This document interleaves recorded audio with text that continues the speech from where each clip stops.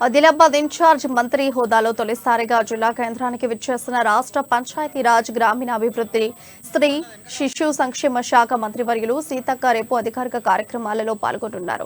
రాష్ట్ర ప్రభుత్వం ప్రతిష్టాత్మకంగా ఈ నెల 28 నుండి జనవరి 6 వరకు గ్రామ సభలు నిర్వహించి దరఖాస్తుల స్వీకరణ చేపట్టనున్న నేపథ్యంలో అధికారులు ప్రజాప్రతినిధులతో కలిసి పర్యవేక్షించనున్నారు. జైనథ్ మండలం జామిని గ్రామంలో జరిగే దరఖాస్తుల స్వీకరణ కార్యక్రమంలో ఆమె స్వయంగా పాల్గొని దరఖాస్తులు స్వీకరించారు.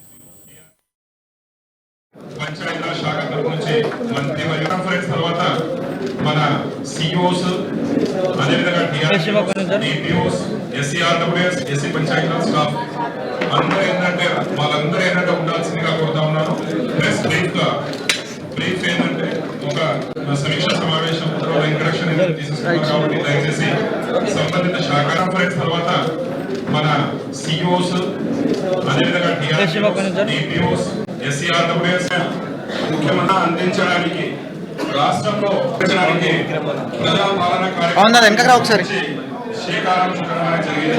ప్రజాప్రతినిధులకు అధికారులకు దిశానిర్దేశం చేయడానికి మౌన పంచాయతీరాజ్ గ్రామ